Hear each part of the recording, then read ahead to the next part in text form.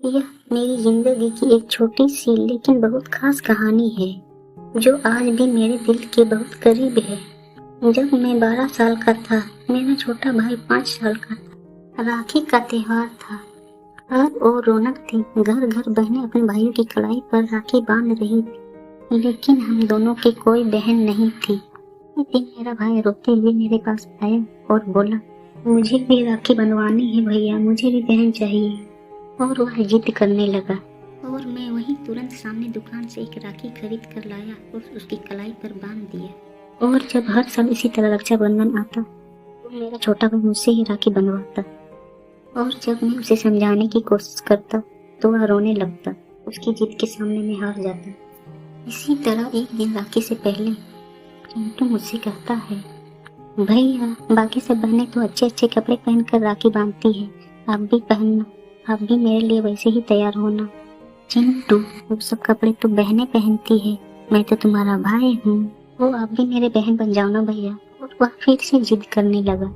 दोनों के माँ बाप नहीं थे, मैं ही चिंटू के लिए सब कुछ था। और इस बार भी उसकी जिद के सामने मैं हार गया। मैं बाजार गया और पहली बार लड़कियों के कपड़े खरीदे। एक सिंपल सा सलवार कुर्ता, थोड़ी चूड़ियाँ, बिंदी और दुपट्टा। राखी के दिन मैंने पहनकर खुद को बहन की तरह सजाया। जब मैंने चिंटू को राखी बांधी, उसकी मुस्कान देखने लायक थी। उसकी आंखें कह रही थी, अब मेरे भी बहन है। पर उस दिन कुछ और भी हुआ। मेरे अंदर कुछ बदल गया। मुझे पहली बार लगा कि ये कपड़े सिर्फ बाहरी चीज नहीं थे, उनमें एक अलग सा सुकून, अपनापन था। धीरे धीरे यह आदत बनती गई। कभी अकेले में तो कभी त्योहार में खुद को एक लड़की की तरह तैयार करने लगा। आज मैं 22 साल की उम्र में हूँ।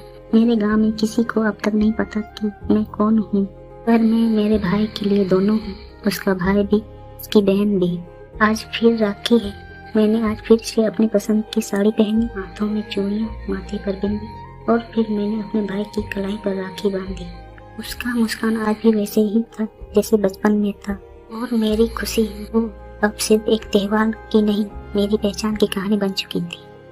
कभी कभी हम अपनी सच्ची पहचान सिर्फ एक छोटे से प्यार भरे रिश्ते में ही पा लेते हैं।